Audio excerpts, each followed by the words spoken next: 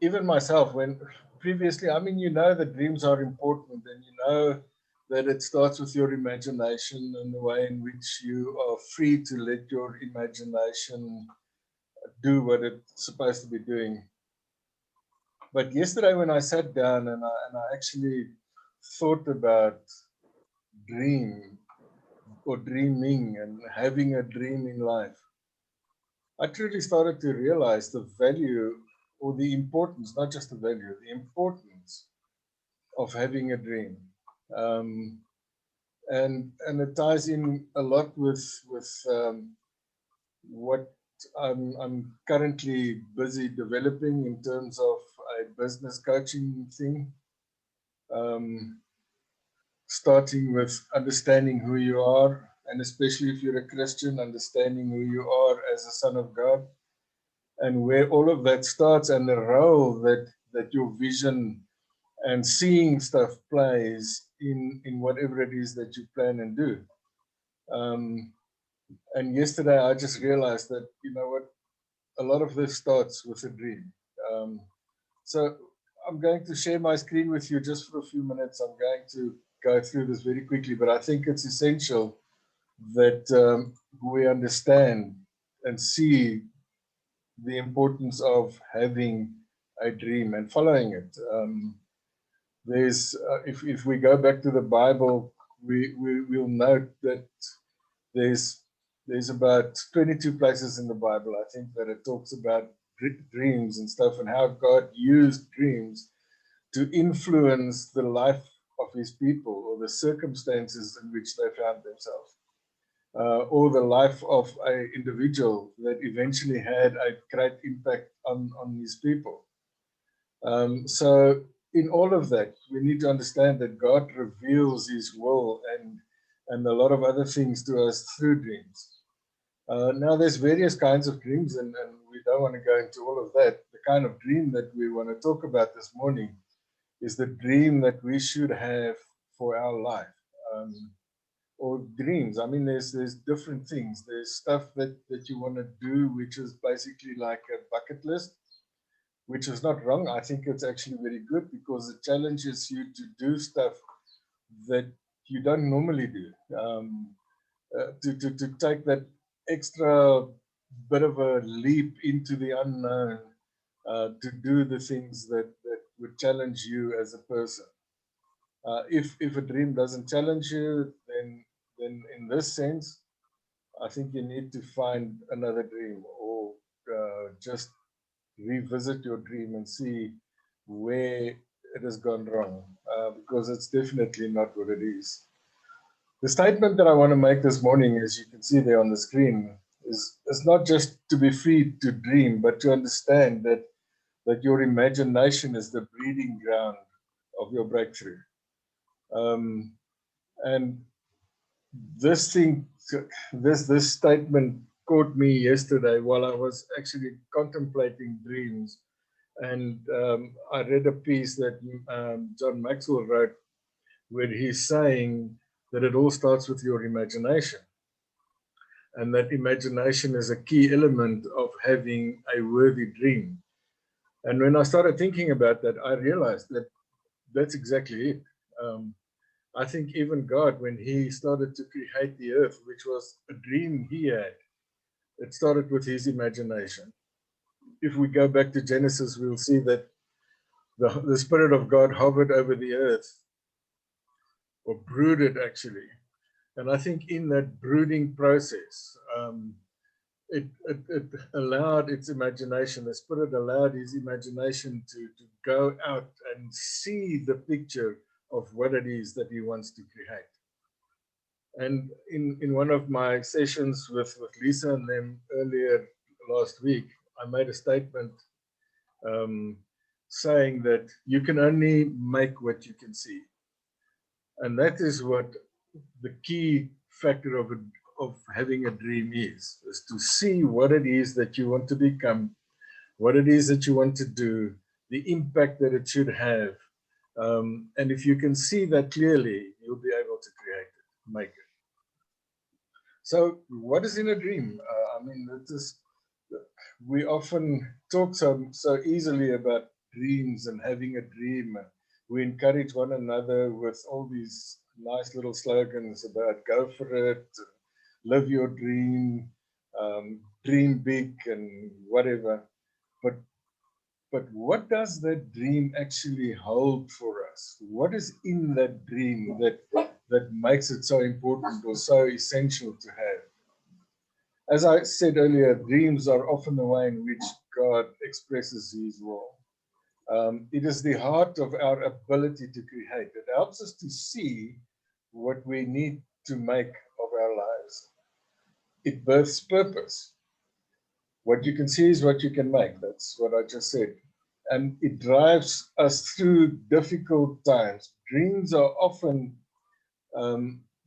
passion, driven by passion, and passion is the things that keeps us going when times are seriously difficult.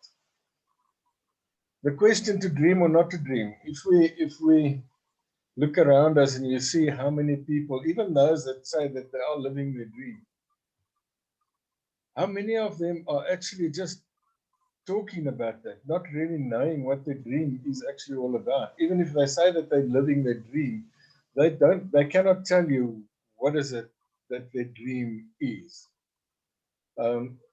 Having lost it somewhere, their imagination blunted by the conditions in which they live, circumstances in which they find themselves, causing them to lose their ability to really live.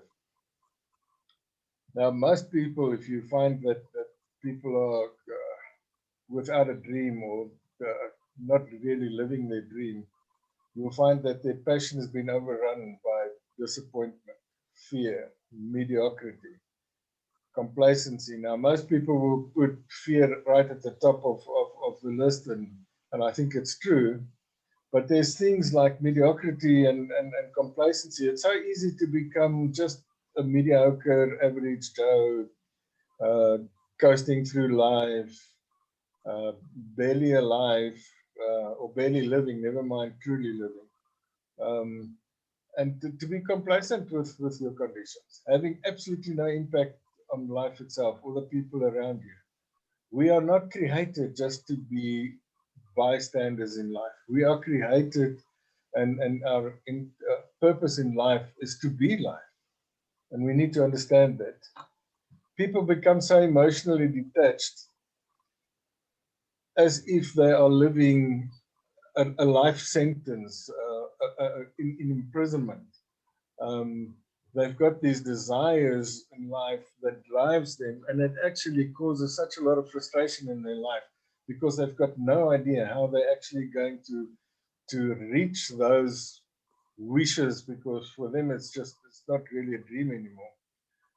Their entire ability to dream has been killed by their emotional detachment in life. They're just not connected to anything, and that's a sad place to be. I've seen it in quite often. We often find it also as in the marketplace in corporate business, where people become like robots. They just cruise through their responsibilities and their duties every day, not really outperforming anyone. There's no drive to do that. There's no drive to produce more than what is expected.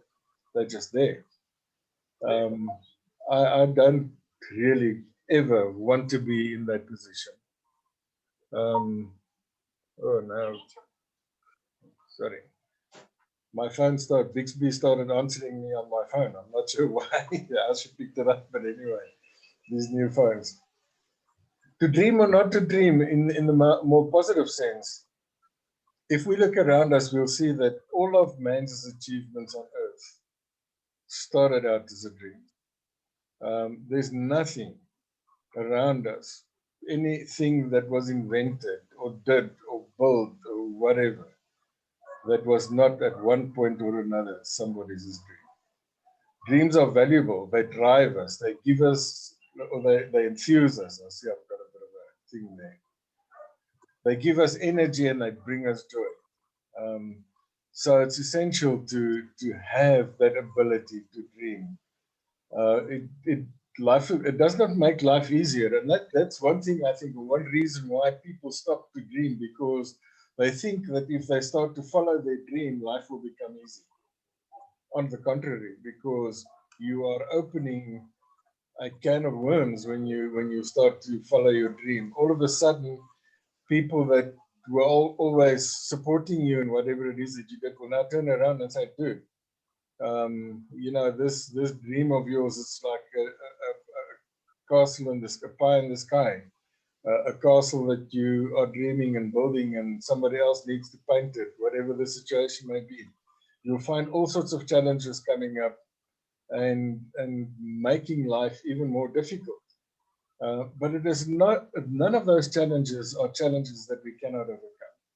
And as we overcome that, the passion that drives us through our dream, by following our dream, that passion will help us to become victorious step by step, little victories that we win day to day as we start to pursue our dream. Your dreams, your breakthrough, from your dreams, your breakthrough will be birthed. And I think that is something that we need to just take with us and think about it for a while. Um, only you can dream your dream. Own it. Now, how do we make our dreams real? Making your dream come true starts with understanding that dreams and wishful thinking are not the same thing. Your dream that you have needs to be something real. It needs to resonate with your purpose, with who you are as a being. If it does that, then even if it sounds unrealistic at times or to other people, only you would know that it's realistic or not. The goals of your dream, what it is that you want to achieve by following your dream, or the impact that it should have. And then converting that dream from being a dream at that time to becoming a goal that you need to achieve in life. Now that's your main goal, or it could be one of many. I mean, you don't have to just have one dream. You can have a dream for your business, you can have a dream for your social life, you can have a dream for your household, every single thing. But it all comes back to one big dream that ties in with your solid purpose in life, because you cannot be that influence in any of those things if you are not true to yourself. Set yourself up for success. Now, this is many of us dream these wonderful dreams, and it might be realistic at the time that you actually dream this, but then we tend to forget that the biggest component of making that dream work is me.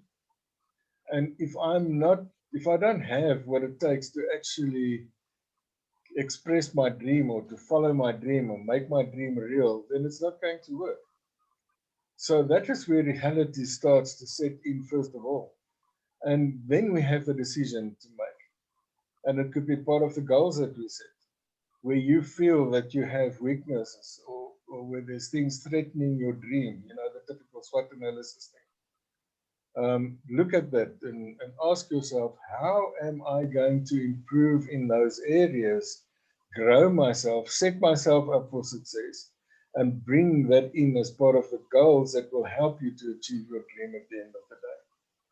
Plot the path to your goal. Know exactly what it is. Have a strategy to say, dude, that's my goal. That's where I want to get to at the end of the day. How am I going to get there? Now, if you go back to sales training sessions and stuff that you've had in the past, goal setting is actually very simple. If you want to earn, and this is what you will typically get in your insurance industries, where people will say that the world's your oyster, you can earn as much as you want to, but you need to know that if you have a target of what it is that you want to earn, then you need to sell all of these things, all these policies or insurances or whatever it is that you sell to give you X amount per policy, and that X amount per policy needs to build up to what your big target is at the end of the day. Now, that's exactly how these things work. You go and plot the path. This is where you want to start. The next step, where is it that you want to be? The next step, where is it that you want to be? How are you going to get there? And then you follow step by step to get to your goals. But it's essential that you know how you are actually going to reach the ultimate goal. Now, something that I don't often find people do when they look at their dreams or the vision that they have, and is that they ask themselves the hard questions. And this is this dream or this vision really mine? Am I the owner of this thing, or am I sharing ownership with somebody else? Now, it's not a bad thing to be part of a group or to be part of a team that actually has a common dream. But that common dream can only be as strong as the dream that you have for your life. So it all comes back to your dream, your purpose. Every single purpose or dream that you have with somebody else or that is connected to something else needs to connect back. I see that, George. Needs to connect back to your purpose. And it is, as George says, it needs to be smart. Clarity. Have clarity on your dream.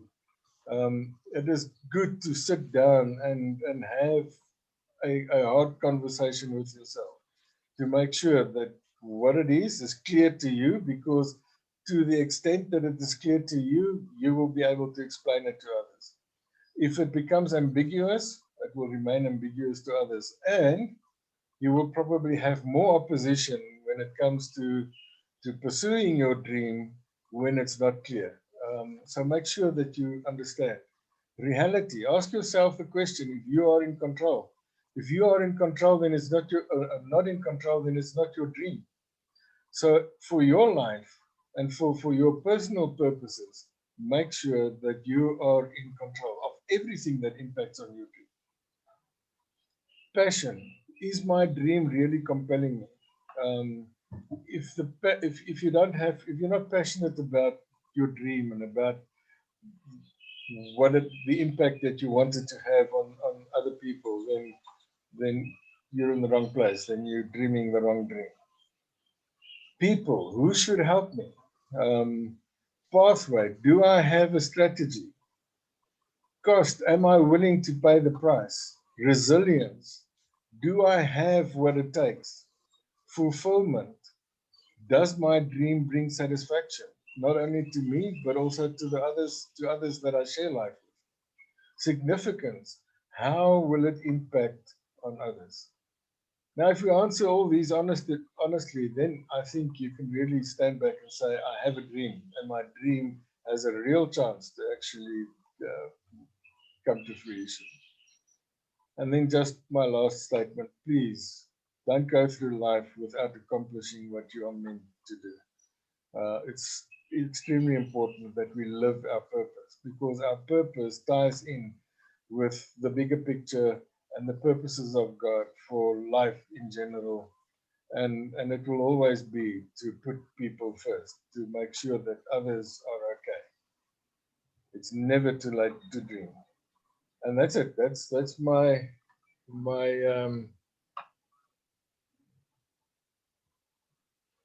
okay. I see it. Stop. That's my thing. Guys, we are losing some of our viewers, and I know that there's an internet problem. We had the same thing yesterday morning with the Zoom session where the internet started playing up. So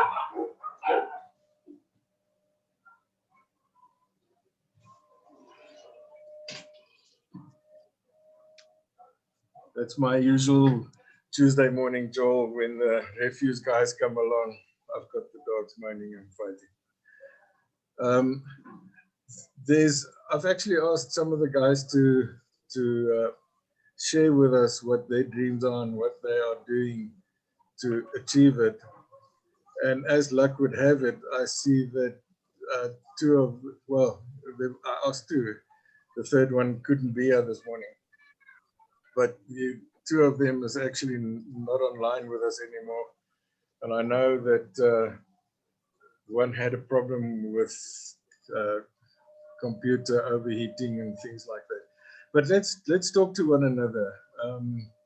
If there's anything that you feel that you want to talk to us about your dream and how what you've set in place to actually live your dream, make sure that you get to that. Anyone want to venture out?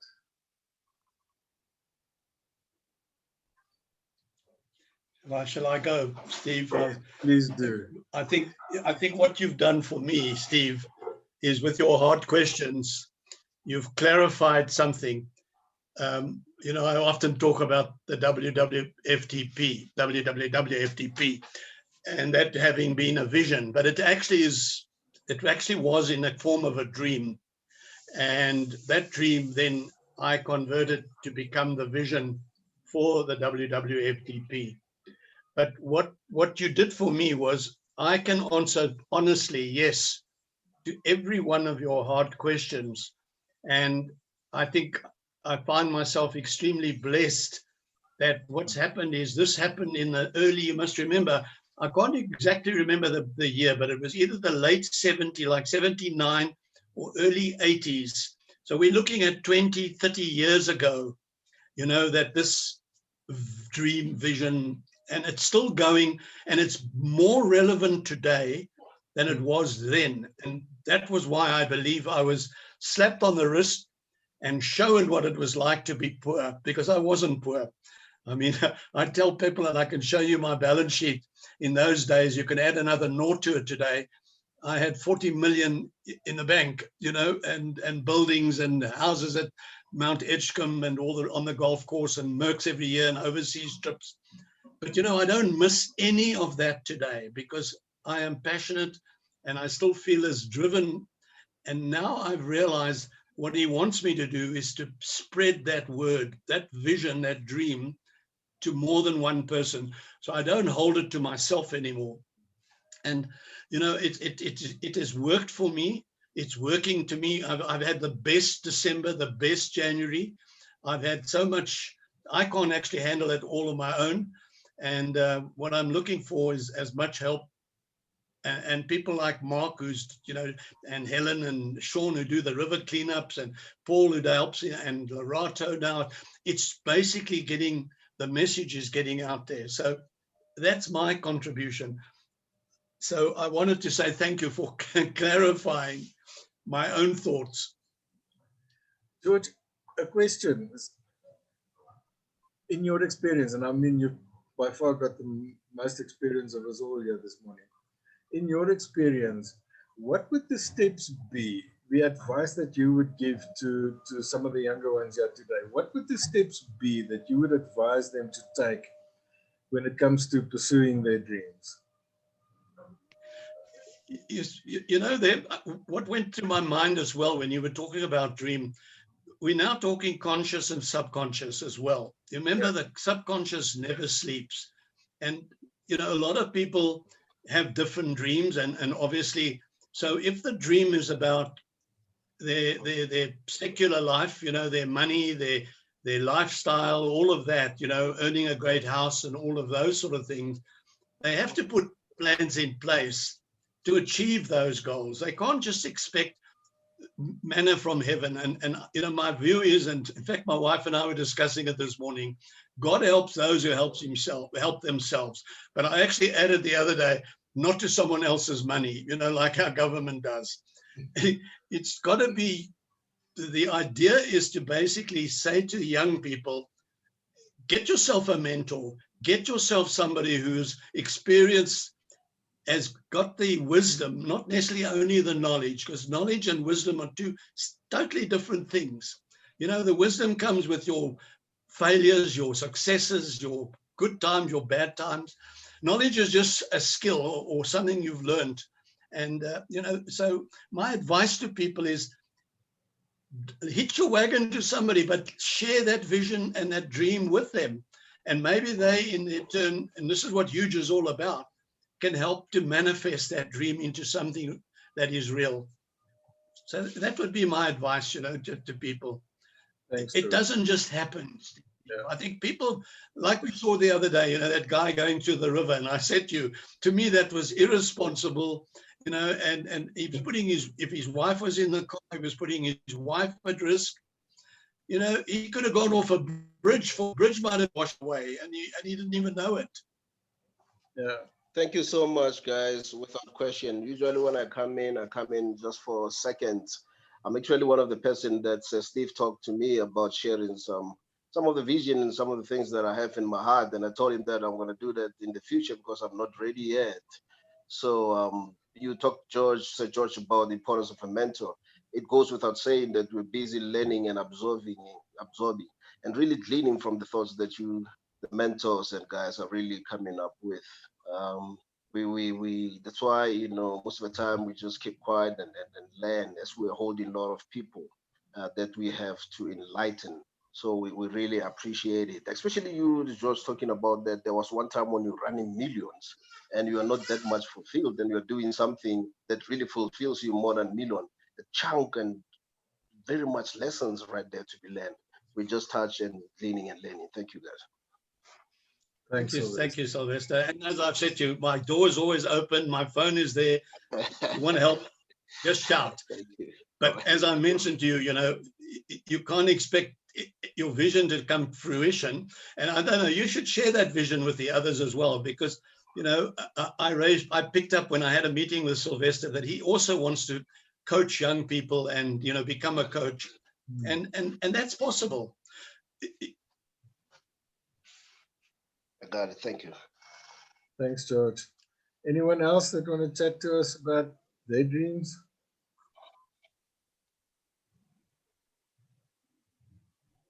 I know that Lisa wants to share with us, but she's got a problem with her connectivity. Mark is actually busy at the moment. He's listening, but he apologized that he would not be able to participate. He's busy with documents that he needs to prepare for some submission that he has to do. Anyone else? Oh, there's Mark. Okay, you prompted me in there. I like the word prompting. Yeah, and interesting, Steve. I'm busy with a document that has to translate a dream into a way for people tomorrow to actually understand that dream on behalf and with a group of entrepreneurs who, for want of a better word, are a group of creative geniuses. They have an incredible connection with creativity and the ability to take their dream into a physical product, a production for helping the youth. Where their challenge is, and the team is how do you take that and condense it into a simple summary that can be understood in a shorter period of time than it takes to build it, explain it, describe it, and translate that dream so that the people who are going to be presented to say, we get it, we love it, we understand what you need, and we would love to help support you. And that's a big part of the challenge of moving something from a dream into reality. And I think your subject for today was dreaming. And I think as we start this fresh new year and off the back of last week's discussion about resolutions, it is about having confidence in what you dream and respecting that what you see as a dream is your unique understanding and perception or creativity that you want to bring to the world. Then you've got to understand, how do you translate that in a short, clearly understood way so that you can get on with doing it? Because you can lead, you can have your dreams, you can keep focusing on your dream, but in order to deliver that to the world, we need a team, and we need a collaborative team. And as George mentioned, that's what Huge is part of, is that having people that we can share our dreams or ideas with enables us sometimes to cross-reference what we both see, what we hear, and bring it together in a concise, easily understood way. And it sounds simple, but it can be challenging. And the format, so the funny thing here in this instance, we've already convinced the parties about the dream, but you need to get it into a condensed format so it can go out to a broader team, to a broader team of directors, a broader team of people who are going to analyze it. And sometimes too much information is the problem. Keeping it simple so that people get the essence of understanding what your dream was about. And then the essence of how it makes a difference in the world. And then the essence of what is required in order to deliver it. And then importantly, what the team and its reputation holds or has done before, or can demonstrate its ability to make the dream a real thing. And I think my final point is that in this current climate, it's no different than it's ever been. You have to be able to put something that meets needs, and if you build, then it has a value. And if you price it right and you deliver it, then the dream will become real, and you now create something that's sustainable. Lisa, you wanted to share with us about your dreams and stuff. Yeah, sure. Okay, so Imprinting Africa was birthed out of a dream that I had ever since I was super little. It actually, when I was 5 and anybody asked me what I wanted to be when I grew up, I'd say a tourist.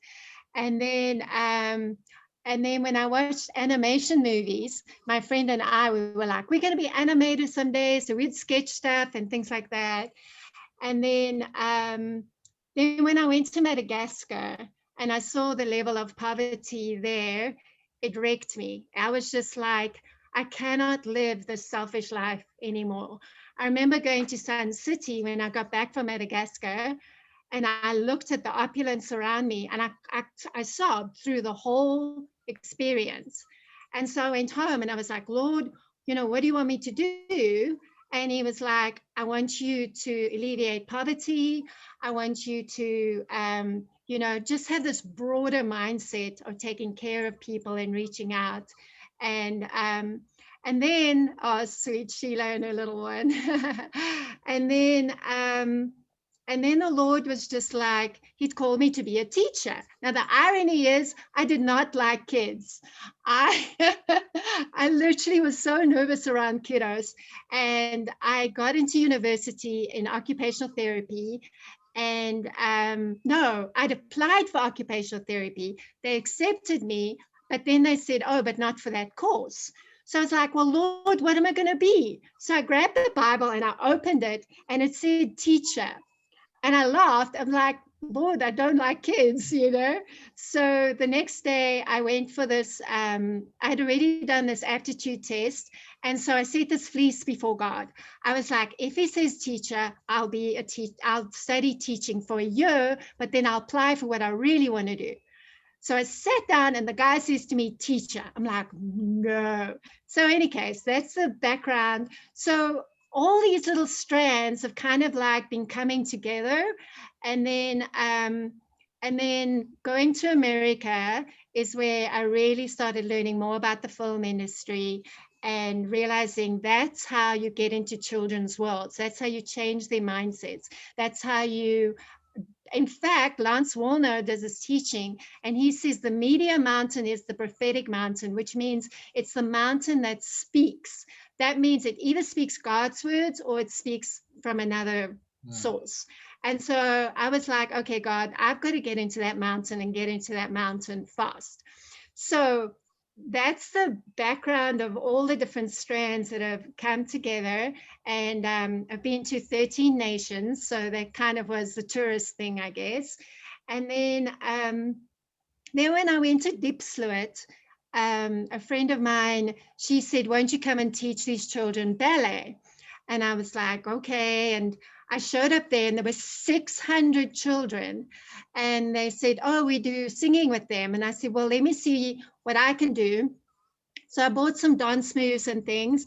And the next minute, every Saturday, I was going to dance and sing with 600 kiddos. And then afterwards, we do little workshops that was ballet orientated. And that's when I met Chili. And he said he wanted to be a movie director. And I thought, oh, my word, why didn't I think of this earlier, that we can use media to alleviate poverty? And I thought, Oh, wowzers. So that's how Fire Lines got birthed.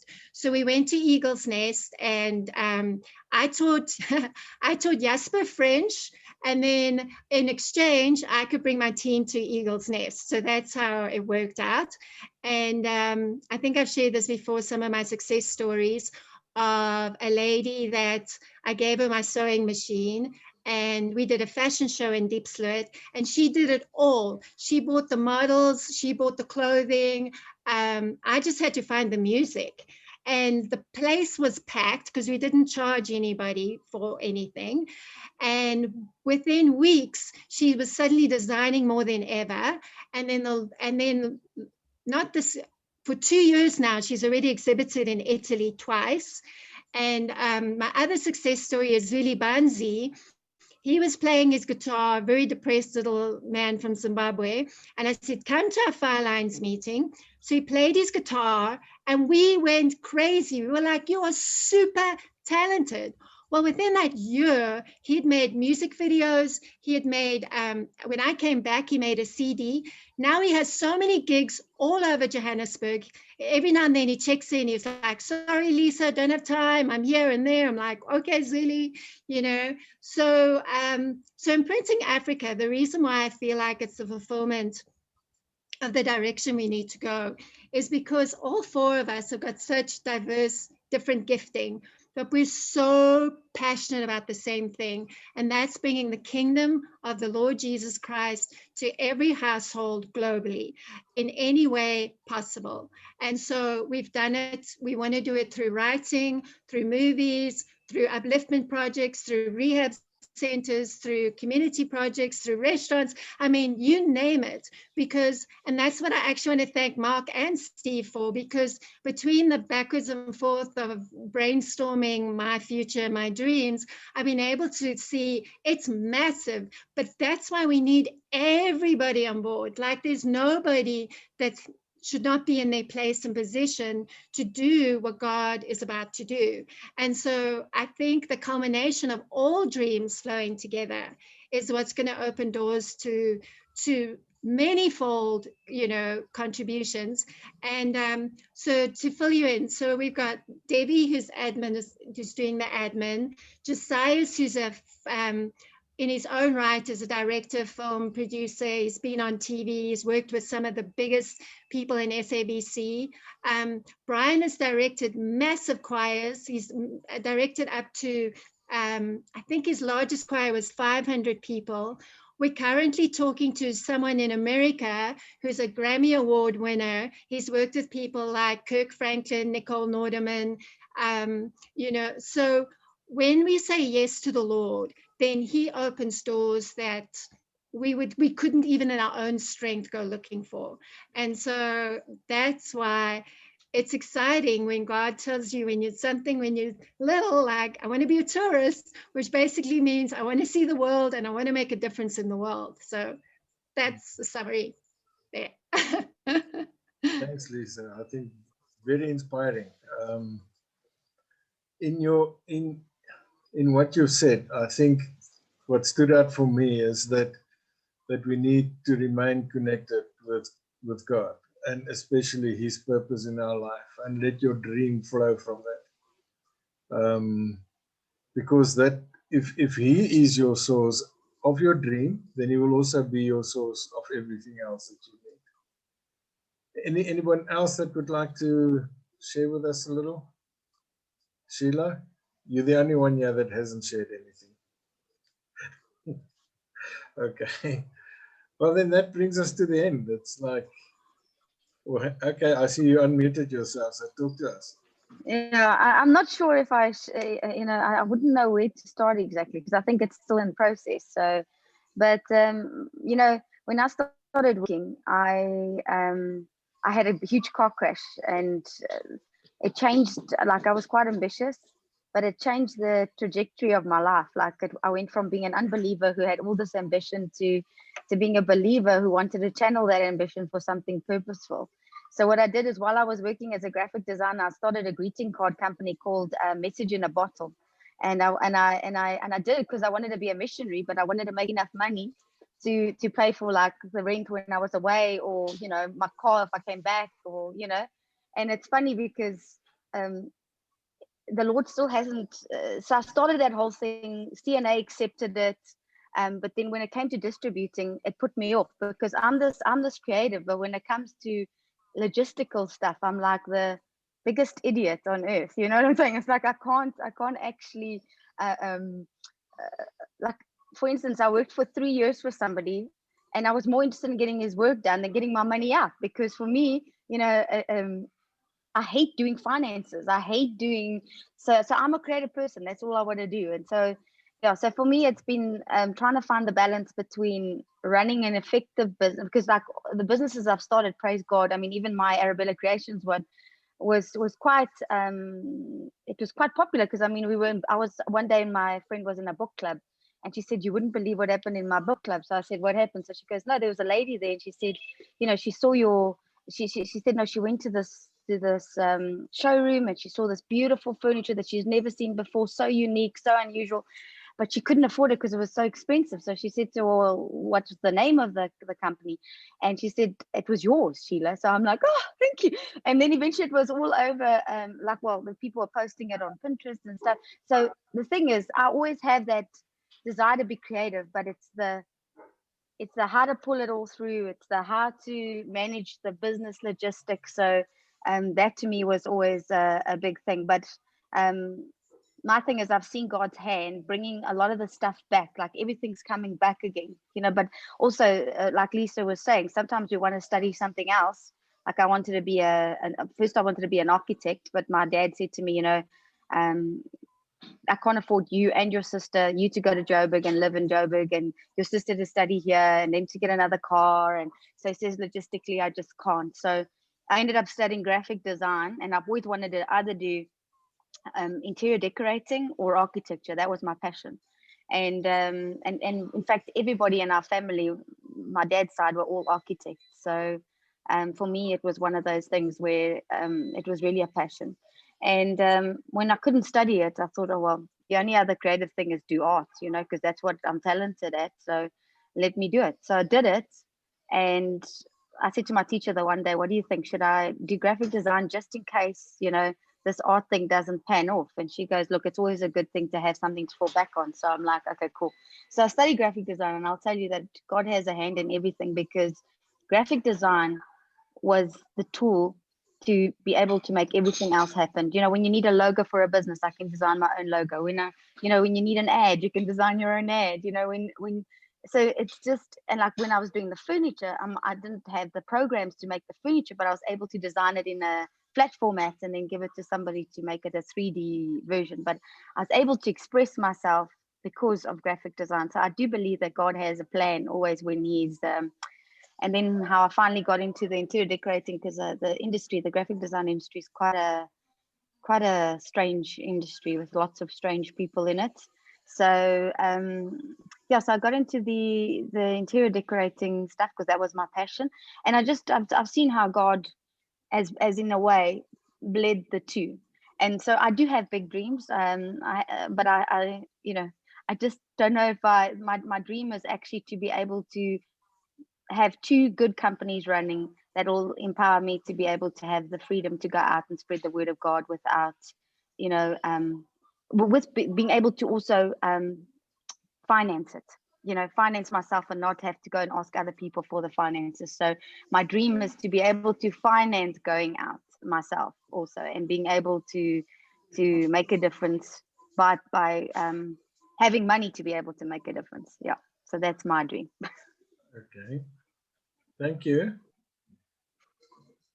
Closing arguments?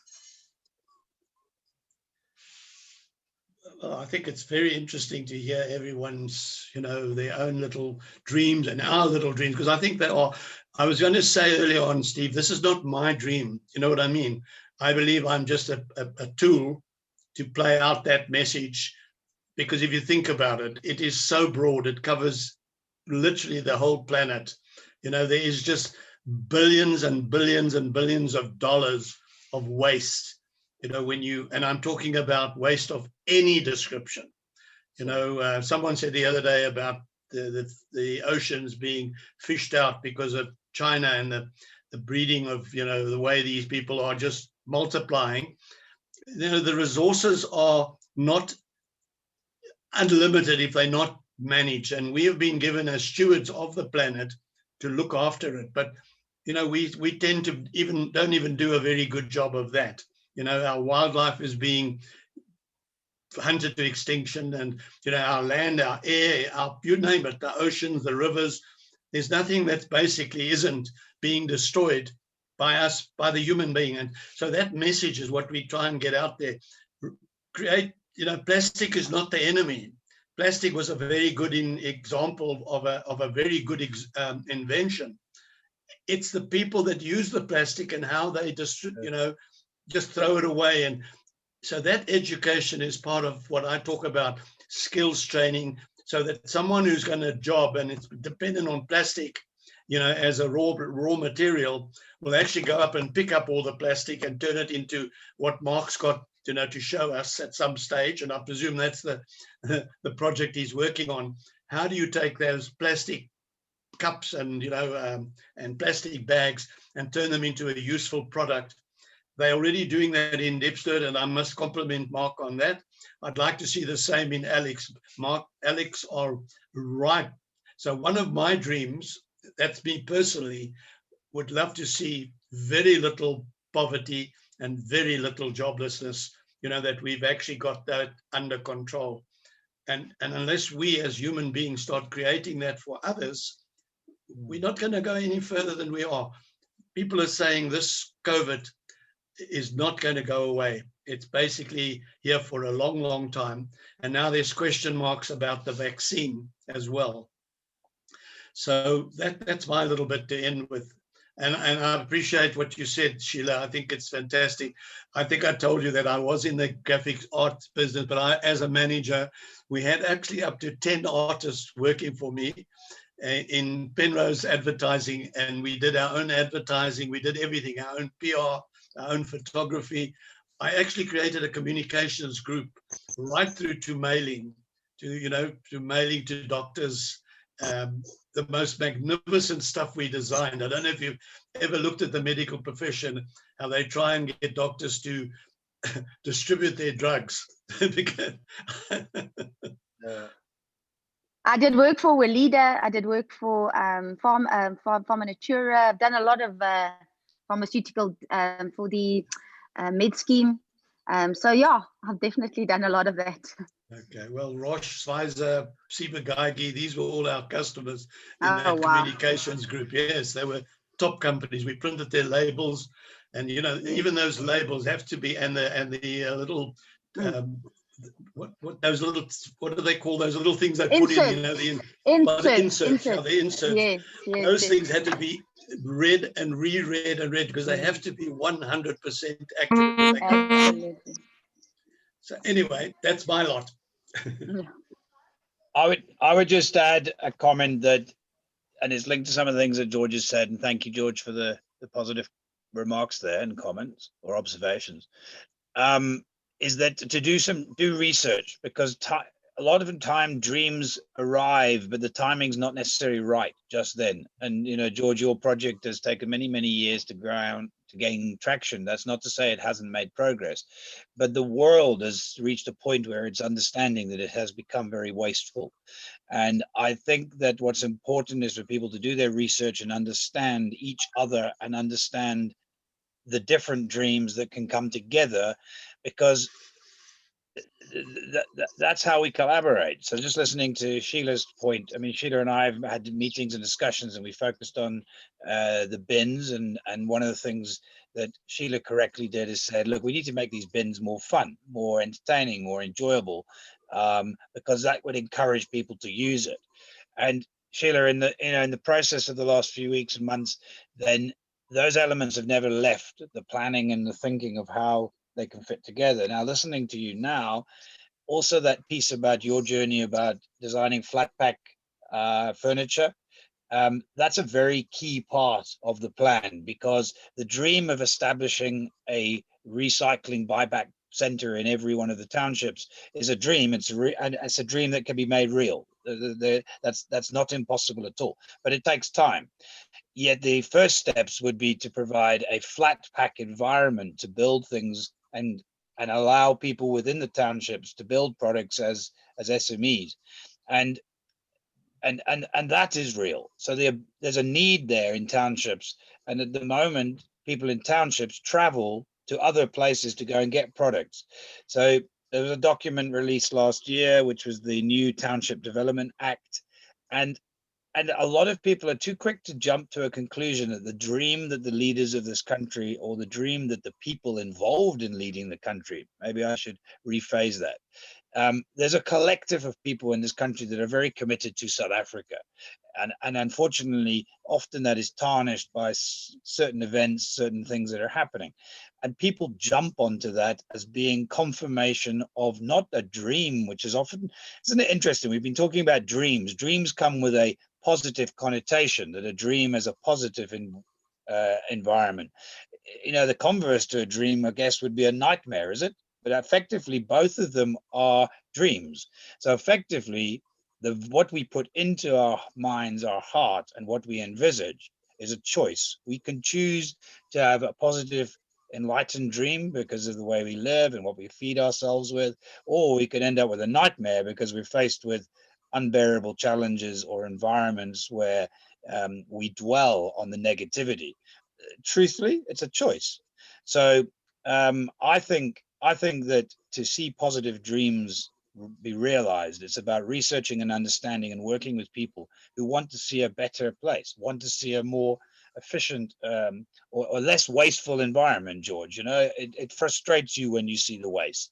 Believe me, it frustrates me when I paddle and see waste. And yet this recent little story with the hippo, which, you know, some people think doesn't exist. Some people have seen it and it does exist. I can vouch for the fact that the hippo does exist. It wasn't a dream. And yet there was an immense amount of fake news fed by people for different reasons. And funnily enough, that fake news, the fake dream that people present, threatens then sadly a lot of what can be achieved. And if I link all those things together, a dream of a less wasteful society that puts all the resources towards creating a positive reality for Joburg is possible. And I think we've got to work with people to see those things and then take each of our elements. So Sheila, one of the things that sort of joins those dots is the potential of creating the bins. You and I talked about frogs, or we talked about different designs.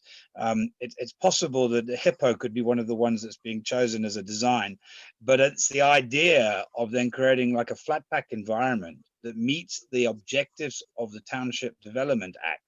That Township Development Act has been quite well thought out. It's not perfect. No dream is perfect, but effectively it talks of local consumption and local production. If within Alex, George, within Alex, you can produce more of what people consume, we will be less wasteful. And then you'll achieve your objective of having more people employed.